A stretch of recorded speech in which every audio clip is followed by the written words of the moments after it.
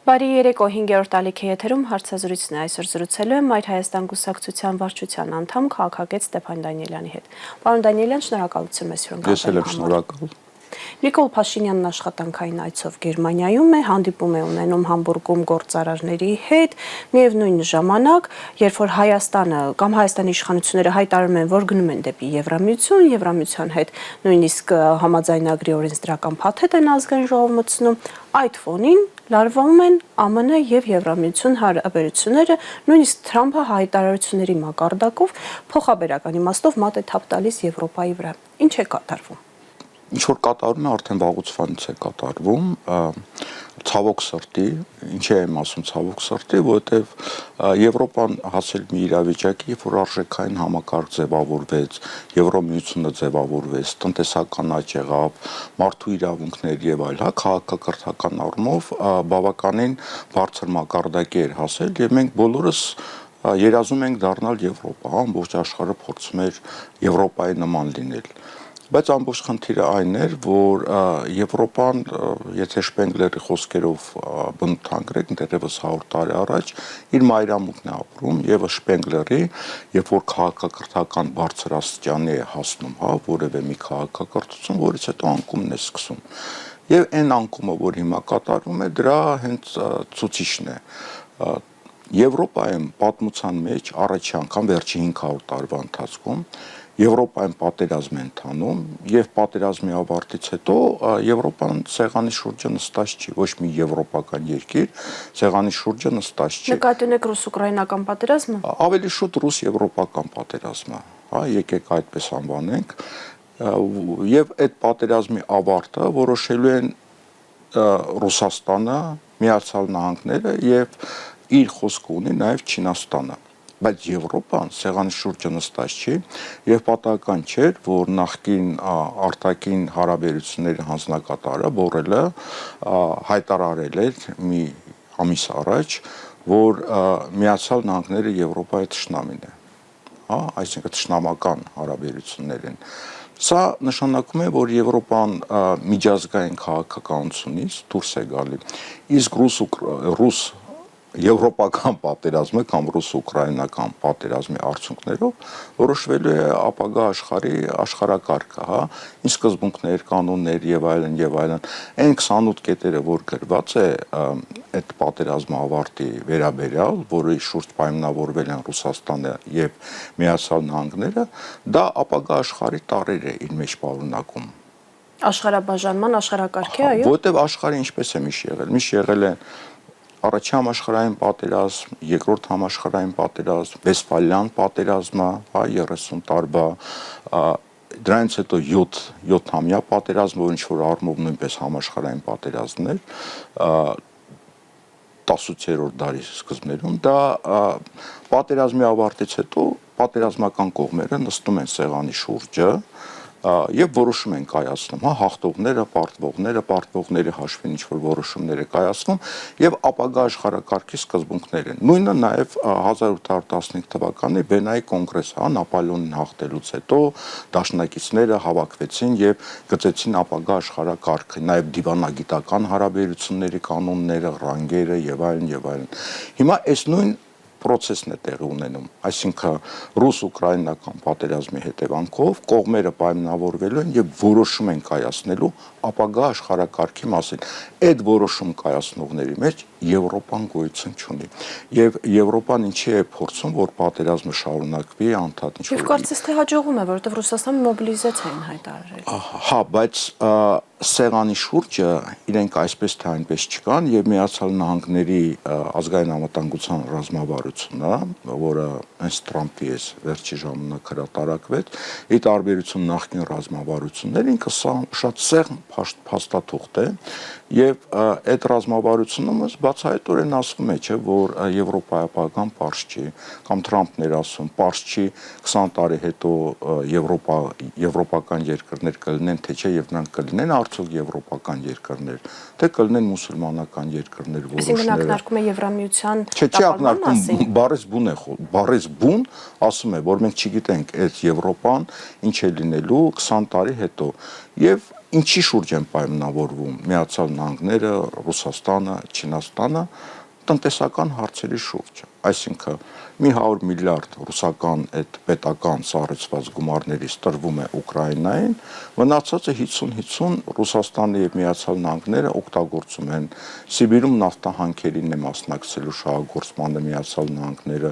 հյուսային ճանապարհով, այդ Արկտիկայով այդ ճանապարհներն են միասին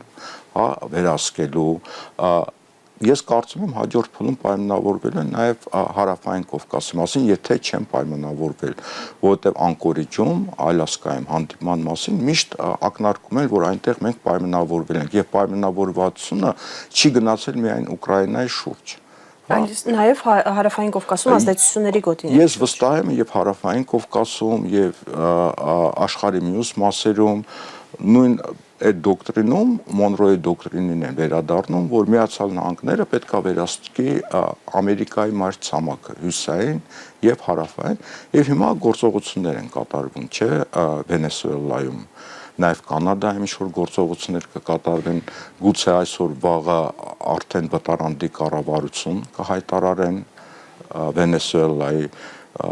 այսինքն այս գործընթացը գնում է, այս գործընթացը Ուկրաինայի մասի չի։ Ղրիմի պատերազմից հետո 1010-րդ դարի կեսերին, երբ որ Ուկրաինան պարտվեց, գլոբալ հարցերի շուրջ պայմանավորվեցին, չէ՞։ 1815 թվականի Վենայի կոնգրեսում գլոբալ հարցերի շուրջ պայմանավորվեցին։ Հիմա պատմությունը կրկնվում է։ Պատմությունը ոչ թե կրկնվում է, իր տրամաբանությամբ է գնում։ Եվ վերադառնանք ձեր հարցին, հա, այսինքն Հայաստանը գնում է Եվրոմիություն, հա, գնում է միտեղ, որի ապագան պարզ չի, եւ սա ցավով եմ ասում, ցավով եմ ասում։ Բայց նույն Եվրամիությունը բավականին ակտիվ դերակատարում ունի Հայաստանի ու Հայաստանի շուրջ տեղի ունեցող գործընթացներին։ Այսինքն այդ դեպի տապալում գնացող Եվրամիության ակտիվությունը մեր տարածաշրջանում ինչով եք բացատրում եւ մեզ ուր է տանում դեպի այդ տապալման գնացող Եվրամիության հետ այսքան սերտ համագործակցությունը։ Հաշվի առնենք, որ Եվրամիությունը բաց կերպով աջակցում է Նիկոլ Փաշինյանին, հատկապես 26-ին ընթരാճ։ Ուրեմն երբ որ մենք ասում ենք Եվրոմիությունը process-ի մեջ է տապում, դա չի նշանակում, որ վաղ արթնանալու ենք, տեսնենք հանգարց Եվրոմիություն չկա։ Եվ Եվրոմիությունը իհարկե ունի լուրջ ռեսուրսներ, հիմա իրենց փորձում են եվրոպական բանակ ձևավորել, հա, ռազմական ծախսերն են մեծացնում, բայց այնուամենայնիվ գործընթացը գնում է։ Եվրոպան փորձում է շատ տեղերում ակտիվություն ցուցաբերել, մեզ համար նաև շատ կարևոր է եւ մենք այդ կապերը պետք է ունենանք Եվրոմիության հնարավորություններից պետք է օգտվենք, բայց պետք է հասկանանք, որ ուկրաինական պատերազմի ավարտից հետո ամբողջ աշխարհում նաև մեր տարածաշրջանում լուրջ փոփոխություններ են լինելու։ Նույն տեսեք Թրամփի ուղուն ու գանք, հա, որ Սյունիքով պետք է անցնի, հա, ինքը շատ կարևոր հատված է վերահսկելու կենտրոնական Ասիայից Թուրքիա, Եվրոպա եւ այլն այդ ճանապարհը։ Ըստ տարբեր սպրտնած ինֆորմացիաների 3 կողմ պետք է լինեն։ Երրորդ կողմով ալնելու այդ ընկերությունը, որը ստեղծվելու է եւ վերահսկելու է շատ լուրջ խնդիրներ կան, որովհետև կա տեսակետ, որ երրորդ կողմը կարող է Ռուսաստան լինի, Ադրբեջանից հայտարարում են, որ երրորդ կողմը թող լինի Եվրոպական միությունը, հա, այդ իրենց Հաջիևը եւ այլն այդ հայտարարություններ են անում։ Այսինքն երրորդ կողմի շուրջ գնում է վեճ։ Եթե Ռուսաստան, Միացյալ Նահանգներ գալիս են համաձայնության, Ուկրաինայում, Արկտիկայում, Լատինական Ամերիկայում ազդեցության գոտիների վերահսկման մասին, ապա բնականաբար հաջորդ քայլը լինելու է նաև հարավային Կովկասի եւ գուցե համաձայնության եկել են։ Նայեք տրամաբանության առումով, ով պետք է լինի երրորդ կողմը, ով գետնի վրա ունի ազդեցություն։ Մենք ունենք Իրան, որը չի վստահում Միացյալ Նահանգներին եւ Արևմուտքին։ Մենք ունենք Ռուսաստան, որը ունի ռազմական բազա եւ ունի ազդեցություն եւ Իրանը վստահում է։ Այսինքն նման պայմաններում այն Միացյալ Նահանգները պետք է աշխատել այն երկրների հետ, որոնք կառավարելի իրավիճակ կստեղծեն, որովհետեւ հիմքում տնտեսական շահերն են։ Եվ որն է այդ երկիրը, Ռուսաստանը։ Ես կարծում եմ, որ այդ բանակցությունները գնում են եւ երբ որ Ադրբեջանն ասում է, որ երրորդ կողմը պետք է լինի Եվրոպական միությունն, հա, դա նշանակում է կա մեկ այլ երրորդ կողմ, որի շուրջ բանավեճ է գնում եւ Ադրբեջանը առաջարկում է լինի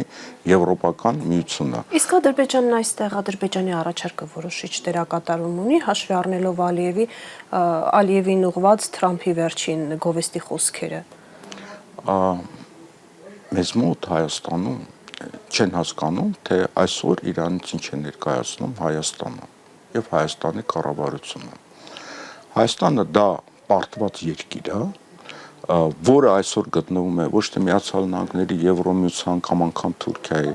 գտնվում է ադրբեջանական ազդեցության տակ։ Ադրբեջանում որոշում են մենք ինչ սահմանադրություն պետք է ունենանք, որոշում են ինչ քաղաքականություն Հայաստանը պետք է վարի, եկեղեցին ինչ դեր պիտի ունենա, եկեղեցին ինչ դեր պետք է ունենա, ինչ զինամթերք մենք կարող ենք առնել, ինչ զինամթերք չենք կարող առնել։ Պատմության դասագրքերում ինչի մասին կարող են ասել։ Այո, ինչ պետք է գրվի, ինչ չպետք է գրվի եւ այս գործող կառավարությունը այդ բոլոր պահանջները կատարում է։ Այնտեղից հայտարարություն հնչում է, այստեղից պատասխան հայտարարություն է հնչում։ Որևէ լրատվամիջոց, որը պայմանական անկախ լրատվամիջոց, հա, որը Արցախ բառն է օգտագործում, Ադրբեջանից ազդակ է գալի, որ ինչ է կատարվում, մենք ինչ ենք պայմանավորվել, որ այդ հարցը փակված եւ լրատվամիջոցը փակվում է, հա, մենք այդ դեպքերը տեսնում ենք։ Այսինքն Հայաստանը կառավարվում է Ադրբեջանի կողմից եւ երբ որ մենք խոսում ենք Հայաստանի մասին, թե Հայաստանը ինչ քաղաքականություն է վարում, այն քաղաքականությունը, որը պահանջում է Ադրբեջանը։ Ադրբեջանն է Նիկոլ Փաշինյանին ուղղորդում դեպի Եվրամիություն, պարոն Դանիելյան։ Բնականաբար, որովհետև կարևոր չի Եվրոմիությունը, որովհետև կարևոր է Ադրբեջանը շատ լավ հասկանում է, որ ուկրաինական պատերազմի ավարտից հետո հաջորդ փուլում հնարավոր ինքը հայտնվի Ուկրաինայի դերում։ Ադրբեջանը հայտնվի Ուկրաինայի դերում եւ դրա մասին բացահայտորեն խոսում են։ Այսինքն Ադրբեջանին ստիպել են Ռուսաստանի դեմ պատերազմել։ Պրոցեսը գնում է։ Իսկ Հայաստանը զերծ է։ Ում դեմ է զինվում Ադրբեջանը։ Վստահաբար ոչ Հայաստանի այդ զինատեսակը։ Նո առաջերտին Իրանի դեմ է զինվում եւ խոսում է թուրքական աշխարհի գաղափարախոսության մասին, որը եւ Իրանին է մասնատելու, եւ Ռուսաստանն է մասնատնելու, եւ Հայաստանը պետք է գրավեն գոնե Սյունիքի մասով։ Այսինքն դա իրենց քաղաքականությունն է։ Այդ քաղաքականությունը արդեն իր շրջակա երկրների համար վտանգ է սպառնում, հա, վտանգավոր է այդ երկիրը։ Եվ այդ հասարակությունը արդեն այդ գաղափարների վրա է դաստիարակված, մանկուց դպրոցներից, միջև այդ մանկապարտեզներից, դպրոցական դասագրքերից։ Իրենք ունեն 3 հայտարարված թշնամի. հայեր, ռուսներ, պարսիկներ։ 20 թվականի պատերազմի ժամանակ, ովքեր հիշում են, թե ինչ ցույցեր էին կատարվում Թավրիզում, Արդեբիլում եւ մյուս ադրբեջանաբնակ քաղաքներում, կարգախոսը նույնն էր. Էրմենի դուշման, ֆարսի դուշման, ռուս դուշման։ Հա, սա այդ երկրի գաղափարախոսությունն է եւ այդ երկրներից բնականաբար լինելու է պատասխանը։ Եվ երկրորդ կարևոր պահը կա, ինչի է Ադրբեջանը եւ պայմանավորվում եւ խոչընդոտում հյուսիս-հարավ ճանապարհը, հա, Ռուսաստանից Իրան։ Եթե այդ ճանապարհը սկսի աշխատել լիարժեք ձևով, դա նշանակում է Ռուսաստանի եւ Իրանի ազգային շահերի ոլորտում է հայտնվում Ադրբեջանը, որը նշանակում է եւ քաղաքականության փոփոխություն եւ դասագրքերի փոփոխություն եւ այն, եւ այդ ճանապարհը խաթարվելու դեպքում նաեւ ռազմական միջամտություն, դա է նշանակում։ Ինչ է անում նույն բանը հիմա Ադրբեջանը Հայաստանի հանդեպ։ Հայաստանը հենց Ադրբեջան-Թուրքիա հենց այդ կոմունիկացիայի շնորհիվ իրենց ազգային շահերի ոլորտում է գտնվում։ Վաղը մյուս օրը պետք է լինի ռազմական հարձակում ճանապարհների անվտանգությունը վերահսկելու համար։ Նույն վիճակում կարող է հայտնվել Ադրբեջանը։ Իսկ եւ Ռուսաստանի եւ Իրանի համար այս կոմունիկացիան ֆունդամենտալ կարևորագույն դեր է կատարում եւ տնտեսական եւ աշխարհաքաղաքական։ Իսկ Թուրքիան Շուշիում ստորագրված հռչակագրի համաձայն պաշտպան կկանգնի Ադրբեջանին այդ պարագային։ Ադրբեջանը մի շարք պայմանագրեր է կնքել, որոնք միմյանց հակասում են։ Ռուսաստանի հետ եւ Կասպից ծովի ավազանի երկրների հետ։ Դա 22 թվականի փետրվարի 22-ին էր Ռուսաստան, Ադրբեջան եւ հունիսի 29-ին նույն թվականի, կարծեմ հունիսի 29-ին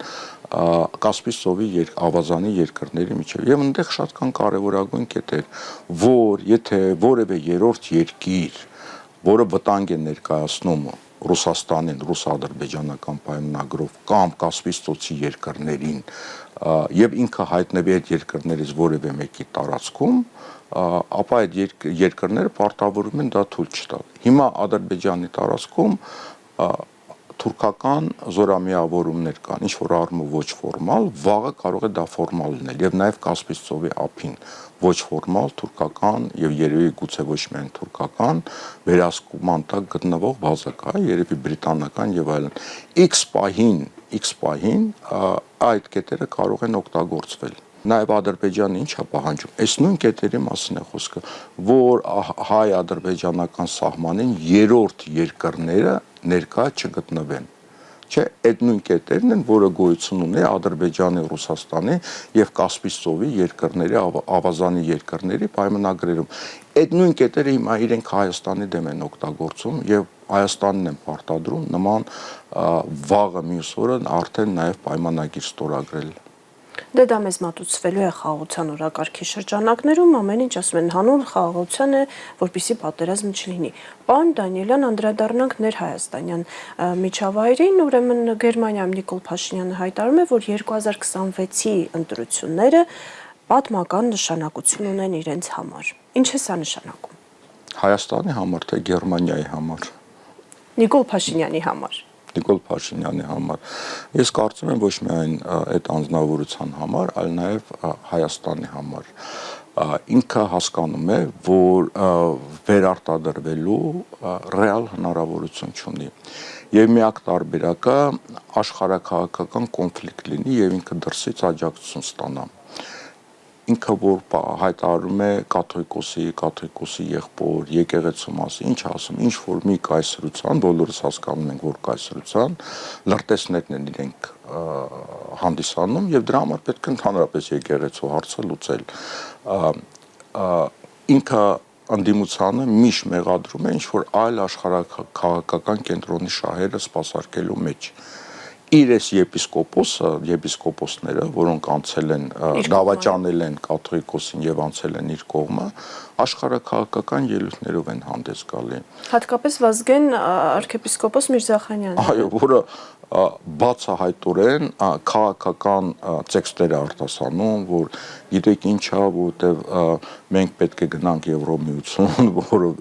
Թուրքերն ու ադրբեջանցիները մեր հանդեպ ողջ չունեն, դաշնամանք չունեն։ Այսինքն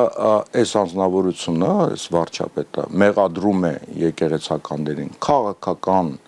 դերակատարում ստանալու համար, հավաքվել է շուրջը վարկաբեկված եպիսկոպոսների, որոնց ունեն ոչ միայն կոմպրոմատներ կան իրենց վրա, այլև խորանանք բացի իրենց սեռական հակվածություններին, այլև լուրջ կոռուպցիոն գործեր կան, շատ լուրջ, սկսած Ղարաբաղի եպիսկոպոսից նաև մյուսներից, եւ նրանք քաղաքական հայտարարությամբ են հանդես գալի։ Այսինքն այս գործող վարչապետը փորձում է աշխարհաքաղաքական կոնֆլիկտ ներկայացնել ներքաղաքական պայքարը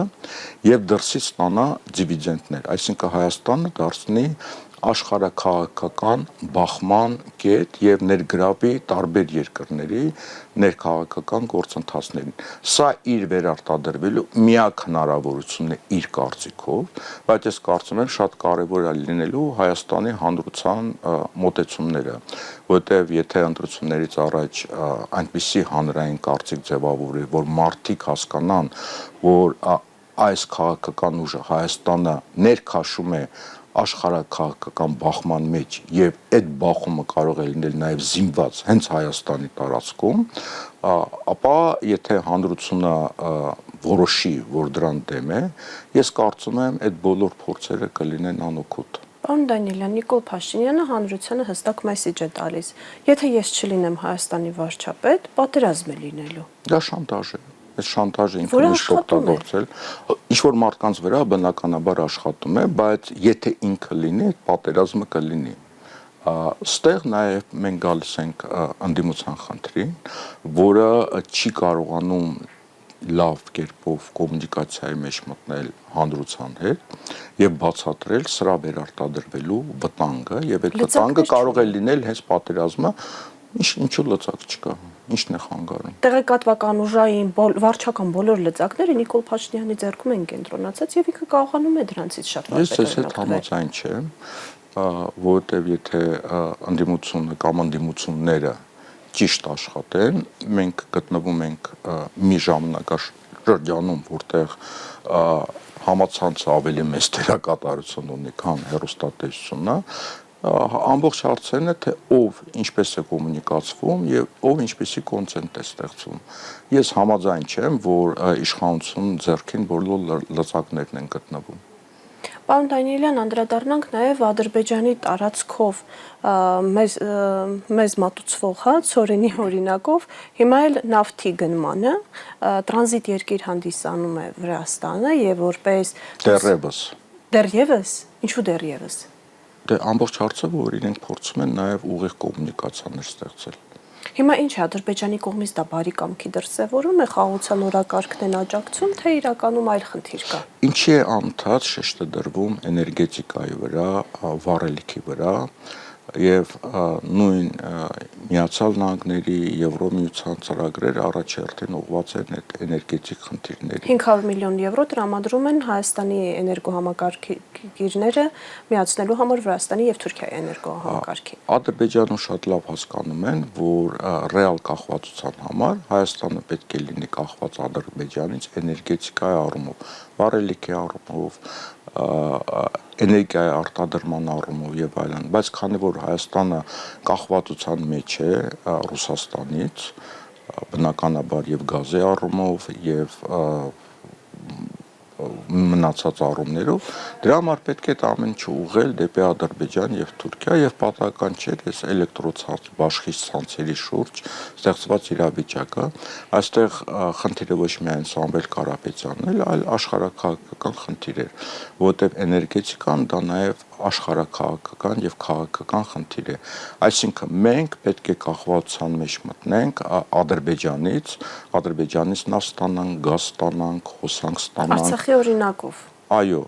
եւ նույնը ինչ որ անում են Արցախի հետ, չէ, երբ որ հոսանք անջատում են, մեկ իրանք են տալի, մեկ բաց։ Եվ այդ նույնը լինելու է Հայաստանը, Հայաստանը լինելու է հաջորդ Արցախը։ Այս քաղաքականությունն է գնում եւ դրա մասին շատ բաց ակնհայտորեն խոսում են բոլոր կողմերը եւ այստեղ որևէ գաղտնիք չկա։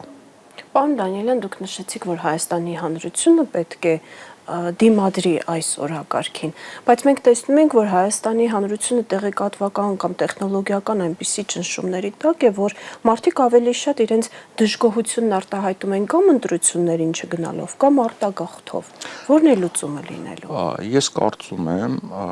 հանրությունը տարբեր սեգմենտներից է բաղկացած։ Կա մի սեգմենտ, որը ոչ մի դեպքում այս իշխանությանը չի ընդունում։ Կա մի սեգմենտ, որը այսպես կոչված չակերտներով նախկիններին չի ընդունում, չնայած նախկինների քանակը նույն պարլամենտում ԿՊ-ում ավելի շատ է, քան Հայաստան դաշինքում եւ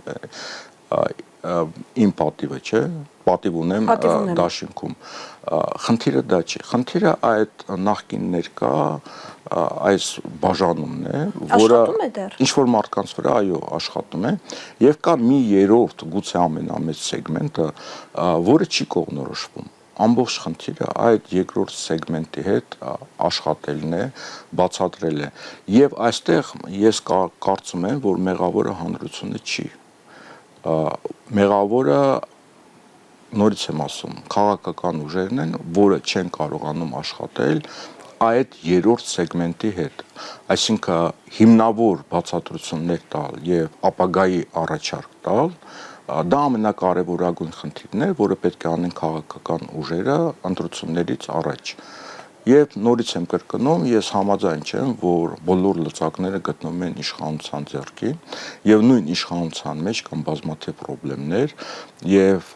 այդ իշխանությունը կարող է մասնատվի, իհարկե։ Այդքան լուրջ են տարաձայնությունները, որ կոմպրոմատներից էլ չեն վախենա իշխանականները, պարոն Դանիելյան։ Կոմպրոմատները կարող են աշխատել մինչև ընտրությունները, բայց երբ որ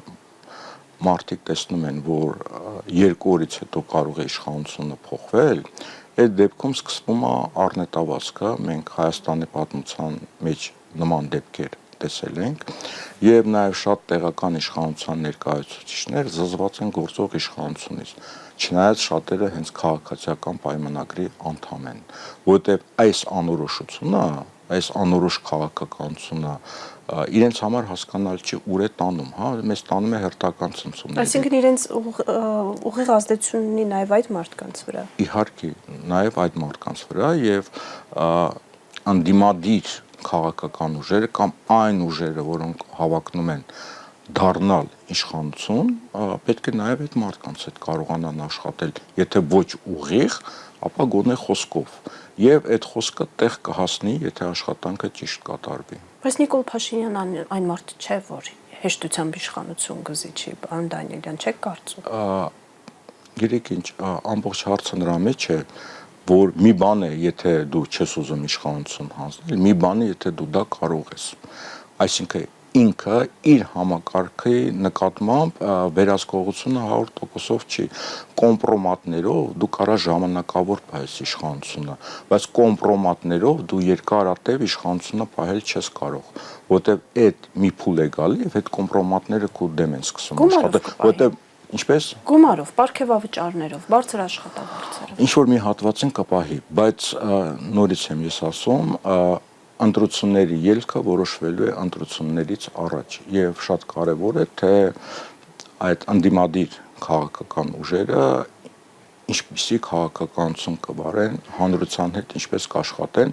նաեւ ինչպես կաշխատեն տեղական իշխանությունների հետ, ինչպես կաշխատեն նաեւ քաղաքացիական պայմանագրերի ու սապարկերի մի զանգվածի հետ։ Դա կոչվում է քաղաքական աշխատանք։ Պարոն Դանիելյան, մեր զրույցի վերջում ուզում եմ անդրադառնալ Նիկոլ Փաշինյանի հայ առաքելական եկեղեցուն հայտարարած պատերազմին։ Հիմա էլ հանդես է եկել հերթական առաջարկով 10-55 եկեղեցիներում հնչեցնել Հայաստանի Հանրապետության օրհներգը, նաև դրոշ պետք է կախեն։ Ինչ է ակնարկում Նիկոլ Փաշինյանը, կամ որն է հերթական օրակարգն է ստեղծում, որ քննարկվելու է մարդկանց կողմից, թե սա ավելի խորը բովանդակություն ունի։ Առաջարկը շատ բարձ է, փլուզել հայ առաքելական եկեղեցին։ Հիմա ձեզ շարքային քաղաքացիները հարց կտան, ինչու կփլուզվի հայ առաքելական եկեղեցին, եթե Հայաստանի Հանրապետության օրհներգը հնչի։ Հայ առաքելական եկեղեցին ցանցային համաշխարհային կառույց է։ Պատահական չէ, որ կաթոլիկ երկրներում, ուղղափառ երկրներում հիմն եւ դրոշ հիմն չեն հնչեցնում, դրոշ չեն դնում, որովհետեւ այդ եկեղեցիները ունեն թեմել այլ երկրներում եւ այլ երկրների իրենց հաճախորդները, ասենք, լինելով կաթոլիկ, ուղղափառ կամ հայ առաքելական եկեղեցու հետևորդներ, այդ երկրի քաղաքացիներն են եւ եթե իրենց հիմն ու դրոշը դրվի, իրենք դառնում են 5-րդ շարասյուն։ Դրա համար այդ ցանցային երկրներում ընդհանրապես հիմն ու դրոշ չօգտագործվում, բայց հիմն դրոշ կարող են դնել եկեղեցու տարածքից դուրս, կարող են դնել, ասենք, 2 դրոշ, հա, ասենք, այդ երկրի եւ այդ երկիրը, որը տվյալ դեպքում Հայաստանի։ Դրա համար ավանդական եկեղեցիները նման պրակտիկա չունեն։ Նման պրակտիկա ունեն մի քանի բողոքական երկրներ, ասենք, Միացյալ Նահանգներում։ Երեցական եկեղեցիներ, մեթոդիստական եկեղեցիներ, մկրտական կամ բապտիստական, հա, եկեղեցիները մի մասում նման պրակտիկա գոյություն ունի։ Այսինքն Նիկոլ Փաշինյանը սրանով ակնարկում է, որ Մայրաթուր Սուրբ Էջմիածինը պետք է լինի միայն Հայաստանի Հանրապետության։ Հայաստանի Հանրապետության եւ ըստ էության դառնա բողոքական եկեղեցի, դավանափոխություն իրականացվի, որովհետեւ իր նախկին մյուս հայտարարությունները, որ եկեղեցին պետք է վերադարձնել ժողովրդին, կաթողիկոսին պետք է ընտրի ժողովուրդը, որ կաթողիկոսի տեղապահը պետք է լինի ամուսնացյալ քահանա։ Դա բողոքական եկեղեցու թեզեր են, որովհետև բողոքական եկեղեցիներում չկա հոգևորականների ինստիտուտ, հիմնականում չկա, անգլիկան բան մի կողմ դնենք, այնտեղ ընտրվում են շատ դեպքերում նաև համայնքների կողմից քարոզիչները, որոնք ամուսնացալ են, որոնք ցանցային կառույց են, ամեն համայնք ինքն է որոշում, թե ինչ ում է ենթարկվելու, ում չի ենթարկվելու, ցանցային կառույցներ են։ Ինքը ուզում է սարքի Հայաստանի եկեղեցին դառնա բողոքական եկեղեցի, մյուս հայկական եկեղեցիները ինչ կլինեն, դա իրեն չի հետաքրքրում։ Իսկ մեր սփյուռք հասկացողությունը հիմնված է հենց այդ համայնքային մտածողության վրա պատմականորեն, այդպես են նաև հայրաներ, այդպես են նաև մյուս արևելյան եկեղեցիներ, ասորական մի քանի եկեղեցիներ, մարոնիկներ եւ այլն, այդ արևելյան եկեղեցիները, որոնք համայնքային կառուցվածք են միշտ ունեցել, դա սփյուռքի ֆենոմենն է, այսինքն փոխել ռեֆորմներ նման ձևի իրականացնել եկեղեցում, սպանել սփյուռքը, ճիշտ է։ Ոչնչացնել սփյուռքը, բնականաբար սա է քաղաքականությունը եւ ես կարծում եմ սա նաեւ թուրքական-ադրբեջանական պահանջ է, որովհետեւ իրենց մամուլին եւ հետազոտական կենտրոններին հետեւելով իրենք միշտ դրա մասին խոսում են, որ հայկական ազգայնականության հիմքը սփյուռքն է եւ եկեղեցին է։ Վեհապար հայրապետին էլ ռևանշիստ են հռչակել։ Վեհապար հայրապետն էլ ռևանշիստ են հռչակել եւ պատահական չէր, որ Շվեյցարիայի հանդիպումից հետո ուժ գնացավ ճնշումը եկեղեցու հանդեպ, բայց այստեղ կա նաեւ լավ նորություն, որտեղ իհարկե ցանկացած եկեղեցում նաև հայ առաքելական եկեղեցում վերափոխումների, բարեփոխումների պահանջ կար, այդ ամենը լճացել էր եւ այս հարձակումները եկեղեցու վրա արագացնում են այդ գործընթացը եւ այդ բարեփոխման խնդիրները արդեն քննարկման առարկա են դարել նաև եկեղեցի ներսում։ Երկրորդ կարևոր հանգամանքը այն է, որ այն եպիսկոպոսներին եւ որոշ քահանաներին հավաքելով իր շուրջը գործող վարչապետը ցույց տվեց, թե ովքեր են իրական կոռուպցիոներները, անբարոյական կյանքով ապրողները եւ դրանց կարելի է ամբողջ խմբով միանգամից կարգալույծ անել եւ եկեղեցին մաքրել։ Երրորդ հարցը կուսակրոնության հարցն է առաջի պլան եկել, միանշանակ այդ հարցում նույնպես ռեֆորմներ պետք է իրականացնեն, տարբեր ճանապարհ, եւ այդ խնդիրը գոյություն ունի